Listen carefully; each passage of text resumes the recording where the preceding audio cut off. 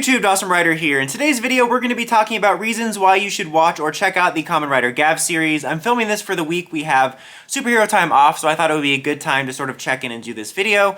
It's a type of video I've done for a couple different Sentai and Rider series for varying reasons. We usually just kind of give reason for people to check it out, or maybe it's a show people were apprehensive about for particular reasons. And I think that there was some mixed feelings for some people going into this series because, Gotchard had a very mixed reception. The series looked very silly, and that could kind of make you think like, oh, it's going to continue a lot of what Gotchard did. And I keep getting a lot of heat for comparing Gotchard in my reviews for Gavv, and I'm sorry, but I just can't help but bring it up because I am going to be bringing up some comparisons in this video, but that's because that's so much of my experience of why I've been enjoying Gavv so much and why I want to recommend it to people, because I had such a weird experience, and I apologize if you've heard this story before, but, last summer I was kind of on a writer kick, catching up on Geats for the series, and that was a weird way of putting it, but catching up on Geats, like to finish the series out live, and when I was done with that, I was still on a writer high, so I caught up on Revice, and I was really back in a big writer mood, and happened to be around the time Gotchard was coming out, and then the series just killed my enthusiasm. And even though I just enjoyed 2 Rider series and more the year previously, Gotchard was such a slog and was so generic and did so many things I dislike about it, it had me questioning if I wanted to even keep watching. As a result, when Gavv showed up, it was the exact opposite reaction of when Gotchard came out, because Gotchard, instantly I'm like, this looks awesome, I'm in a writer mood, this is the perfect time to get back into covering it. And with Gavv, I wasn't negative towards the designs or the concept, I was just kind of indifferent, and because it looked like a sillier series, I was thinking it might just continue a lot of what Gotchard was doing, and they were maybe just going to stick to formula. Back to formula. So I wasn't as keen going in. I don't know why I choose the word keen. What am I, from the 1950s?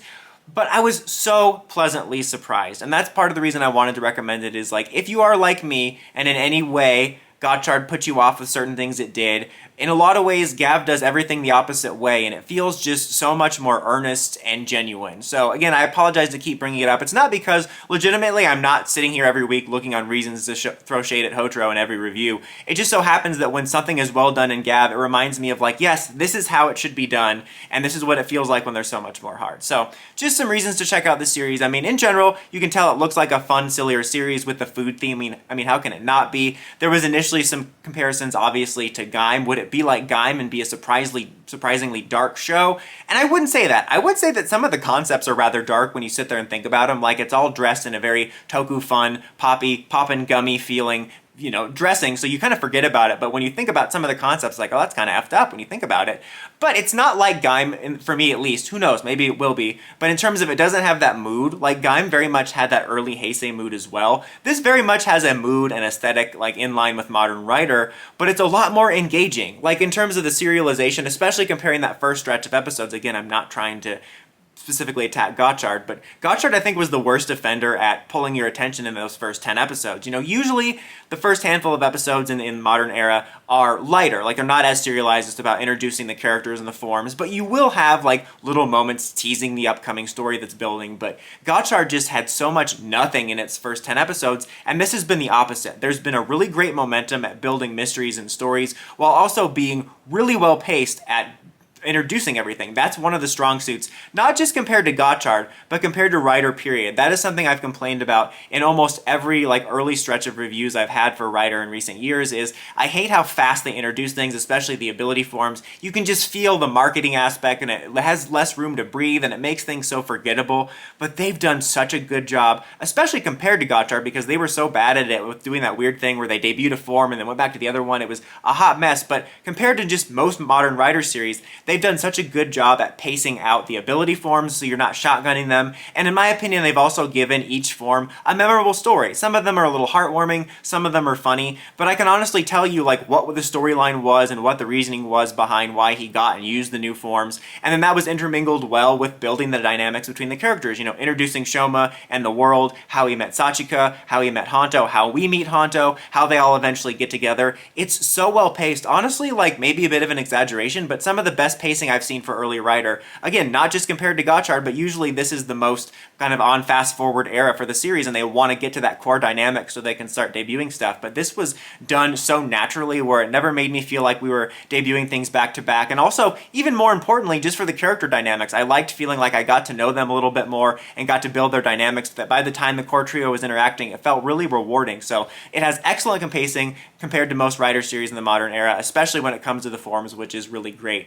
And overall, it's a really fun series too. You know, the vibe of it is very much in line with what we've been getting, but something else I complained with Gotchard is it felt like an AI, like this is a writer template. It felt like it didn't have its own identity to me. And this was such a stark contrast where, yeah, it feels like in vein of previous writer series, but it very much has its own distinct mood and vibe and style, and just you can't help but have a little bit of fun with the aesthetics. You know, that's something else that's really well done is I think the balance between the absolutely silly and crazy forms and attacks and all that stuff and the mythology, like it somehow explains it in a way that it's still funny what you're seeing on screen, but it makes sense for the lore, and it kind of gives it a quirky vibe. It very much feels like a live-action anime, so when you're watching it, you're like, this is silly and stupid looking, but it's also really awesome, and I'm actually legitimately interested in the mythology because it's a really interesting mythology and story they're building out with the mystery and the ongoing conflicts, but then they integrated it so well into the explanation as to why the power-ups look like food,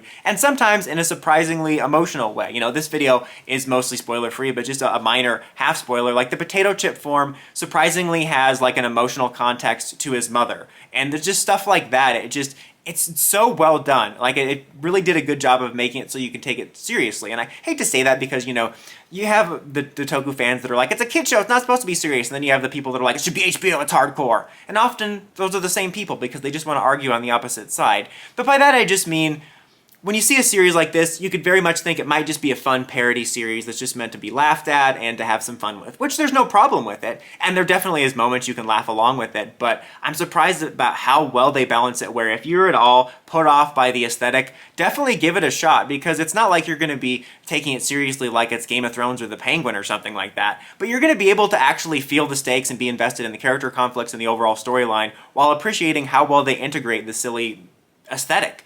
Speaking of, the fight scenes in this have been absolutely great. You know, something I've been highlighting in Sentai the last couple of years, in particular with King Oger and Boom Boonjer, but especially Boom Boonjer, the fight scenes have been some of the most consistently great I've ever seen. Like, I feel like usually in Sentai and Rider, after so many years of watching it, when you get into the day-to-day, episode after episode, it becomes kind of rinse and repeat for the fights, and then maybe once in a blue moon, not once in a blue moon, but you know, you'll have a handful of times in the series when you're debuting a new form or having an important fight, that fight really hits, and the choreography and the effects just look exceptional, and stuff like Boom Boonjer has been crazy with like every single episode, a fight is unique and memorable and flashy, and I think that's rubbed off on Gav, that combined Gav and Gaim.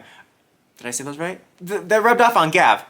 And I like, not that there's been bad fight scenes, like definitely like in Geats and even in Gotchard there's some great fight scenes, but like I'm just surprised by how memorable and epic the fights feel. They just have this really fun feel to them where every episode has a fun, memorable fight that is somehow tied to the way the powers use. And because the powers are so fun and unique and wacky, it makes it all that much more fun to watch.